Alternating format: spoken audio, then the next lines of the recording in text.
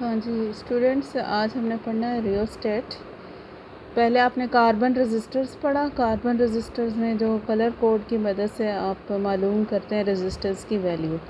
Rheostat भी एक resistance है, लेकिन ये एक वेरिएबल रेजिस्टेंस है। ठीक है, इसमें क्या होता है, it is a wire bound variable resistance. मैं रीडिंग कर रही हूँ यहाँ से। It is a wire bound variable resistance. Wire bound यानी कि एक वायर लपेटी होती है। ठीक है, it consist of a bare manganin wire. किस मटेरियल की वायर बनी हुई है? मैंगानीन की। Bound over an insulating cylinder, एक इंसुलेटिंग सिलेंडर के ऊपर लपेटी है। जैसे नल की आप देखते हैं ना, नल की धागा जो है जिसके ऊपर लपेटा होता है, नल की जो है उसके ऊपर जैसे धागा लपेटा हुआ होता है ना, बिल्कुल उसी तरह सिलेंडर के ऊपर ये मैंगानीन की वायर जो है उसको लपेटा होता है। वायर है, ज़ाहिर है उसके दो ही सिरे होंगे। The ends of the wire are connected to two fix terminals. दोनों सिरे उसके फिक्स कर दिए जाते हैं। एक को ए कहते हैं और दूसरे को बी कहते हैं। इसके अलावा थर्ड टर्मिनल सी जो है वो मौजूद होता है, and that C terminal is not fixed. वो उसको आप पूरी वायर के ऊपर स्लाइड कर सकते हैं। Is attach to a sliding contact which can also be moved over the wire. ये उसकी फिगर बनी हुई है। ये आपको नज़र आ रहा है, ये ए और बी ये वायर है। ये जो आपको नज़र आ रही है सिलेंडर के ऊपर वायर लपेटी हुई है, इसके दोनों सिरे ए और बी ये हमने फ़िक्स कर दिए। तीसरा जो है ये सी जो आपको ऊपर नज़र आ रहा है, ये आपको एरोज़ की मदद से दिखा रहे हैं। ये एरोज़ की मदद से ये दिखाने का ये मकसद है कि आप इस कांटेक्ट को पूरी वायर के ऊपर टच कर सकते हैं, कहीं भी, यहाँ भी ला सकते हैं, यहाँ भी ला सकते हैं, यहाँ भी, यानी कि इस सी को आप पूरी वायर के ऊपर जो है वो मूव करवा सकते हैं। इसी वजह से इसको स्लाइडिंग कांटेक्ट भी कहते हैं। ये इसका सिंबल है, रियोस्टेट का सिंबल। एक जो है रेजिस्टेंस ड्रॉ की ए बी, और ये ऊपर जो है सी कांटेक्ट दिखाया है, that is a sliding contact. This is the symbol of the rheostat. Rheostat can be used as a variable register. अब इसके यूज़ क्या क्या हैं? आप इसको वेरिएबल रजिस्टर के तौर पर यूज़ कर सकते हैं और एज अ पोटेंशियल डिवाइडर के तौर पर यूज़ कर सकते हैं।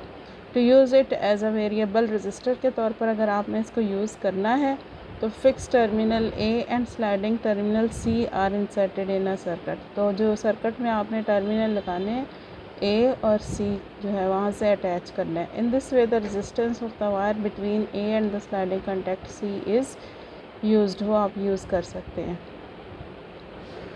ये इसका यूज़ है एज अ पोटेंशियल डिवाइडर। ये जो फिगर बनी हुई है ये पूरी वायर, ठीक है, ये जो वायर इसके ऊपर लपेटी हुई है ये इस तरह से दिखा दी गई है आपको। ये पूरी वायर है, इसके दो फिक्स पॉइंट्स ए और बी, और ये स्लाइडिंग कॉन्टैक्ट जो है ये सी। ए और बी जो है ये पीछे बैटरी के साथ कनेक्टेड हैं, वी वोल्टेज की बैटरी है। और इस पूरी वायर की जो रेजिस्टेंस है कैपिटल आर से शो कराई है। स्लाइडिंग कॉन्टैक्ट जो है वो यहाँ मौजूद है, सी से उसको शो करा रहे हैं। ये पॉइंट बी है, बी और सी के दरमियान जो पोटेंशियल डिफरेंस है उसको वी बी सी से शो कराया, और वायर का वो हिस्सा जो बी और सी के दरमियान आता है उसकी रेजिस्टेंस स्मॉल आर है। पूरी वायर ए से बी तक की रेजिस्टेंस कैपिटल आर है, और वायर का वो हिस्सा जो बी और सी के दरमियान आता है उसकी रेजिस्टेंस स्मॉल आर से शो कराई गई है। ठीक है, अब ये किस तरह से वर्क करती है?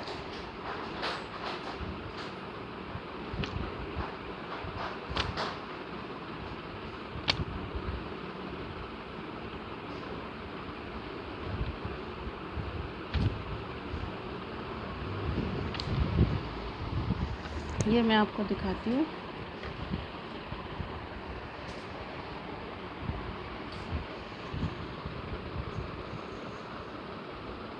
ये हमारे पास वो वायर है जो ए से बी तक, मैंने अभी आपको जो बुक पे फिगर दिखाई है ये इसकी ए से बी तक लेंथ, ठीक है, और ये स्लाइडिंग कॉन्टैक्ट जो है ये सी। तो वायर जिसकी लेंथ जो है ए से बी तक जो लेंथ है उसको कैपिटल एल से शो कराएंगे, और जैसे बी तक वायर की रेजिस्टेंस है उसको कैपिटल आर से शो कराएंगे। और ये जो पोर्शन वायर का आ रहा है बी से सी के दरमियान, इसकी लेंथ स्मॉल एल से शो कराई जाती है। और जो पोर्शन बी और सी के दरमियान आता है इसकी रेजिस्टेंस स्मॉल आर से शो करवाई जाती है। ठीक है। बी जो है, वी जो है that is the total voltage जो आपने अप्लाई किया। आई सर्किट का करंट है और आर सर्किट की टोटल रेजिस्टेंस है। ओम्स लॉ के according V is equal to I R होता है। ठीक है। Then I is equal to V over R, V total potential है। तो वी बी सी क्या है? Potential between the points B and C. तो ओम्स लॉ के अकॉर्डिंग वो भी आई और आर के इक्वल ही होना है, लेकिन यहाँ आर कौन सा लेना है? वो रेजिस्टेंस जो बी और सी के दरमियान है। और अभी मैंने आपको बताया बी और सी के दरमियान जो रेजिस्टेंस है वो स्मॉल आर है, इसलिए V B C is equal to I R लिखेंगे। आई की वैल्यू क्या है? V over are.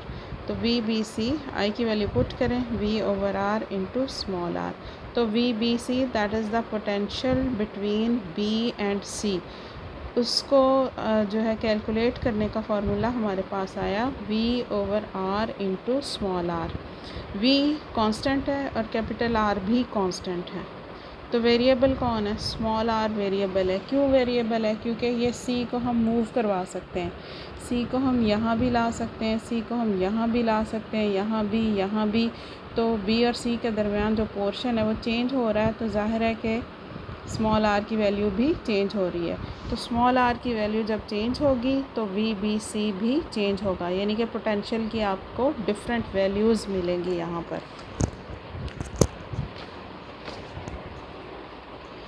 ये देखें, ये मैंने वही सर्किट डायग्राम बनाई है। ये ए और बी को जो है बैटरी के साथ कनेक्ट किया। वी बैटरी वोल्टेज की बैटरी है, और बी और सी को आप कहीं भी मूव करवा सकते हैं, यहाँ भी, पूरी वायर के ऊपर। तो ये आपको जस्ट एग्जांपल दिए। फ़र्ज़ करें कि वी हमारे पास जो हमने बैटरी लगाई है वो 30 वोल्ट्स की है, और वायर की जो टोटल रेजिस्टेंस है ए से बी तक वो 20 ओम है।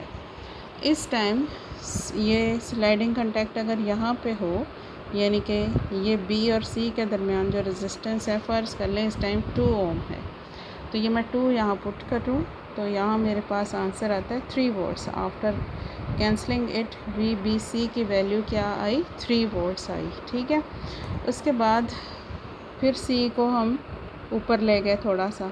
जब सी को ऊपर ले गए तो बी और सी के दरमियान जो वायर की रेजिस्टेंस है वो ज़्यादा हो गई। फ़र्ज़ कर लें कि अब कितनी हो गई? 10 ओम हो गई।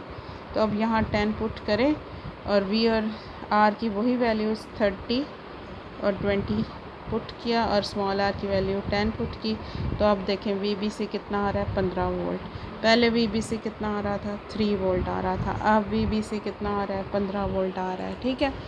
अब इसी सी को मैं उठाकर यहाँ ले गई, स्लाइड करते करते यहाँ ले गए, तो इस टाइम क्या होगा? स्मॉल आर बराबर हो जाएगा किसके? कैपिटल आर के, क्योंकि सी यहाँ ए पे चला गया है। ठीक है। तो स्मॉल आर कैपिटल आर के इक्वल होने का मतलब है कि स्मॉल आर भी कितना हो गया? 20 ओम हो गया। तो वी बी सी में अब V over R into small r values put करें, 20 से 20 कैंसिल और 30 वोल्ट्स। आपने देखा वी बी सी की वैल्यू हम 0, 1, 2, 3, 4, 10, 15 सो ऑन 30 तक हासिल कर सकते हैं।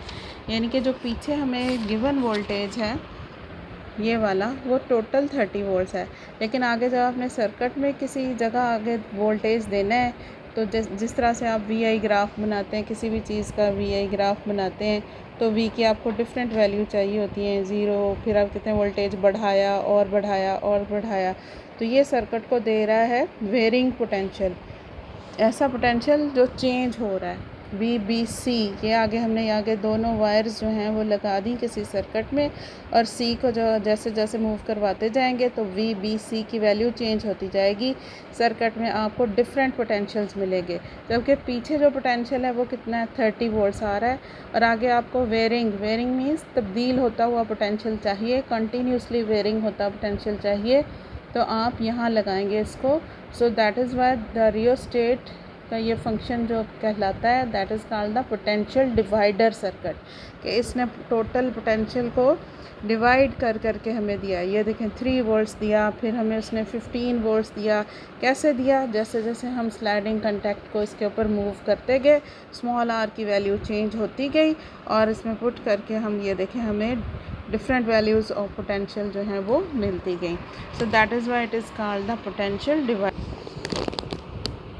ये देखें ये रियोस्टेट की फिगर, ठीक है, ये रियोस्टेट है।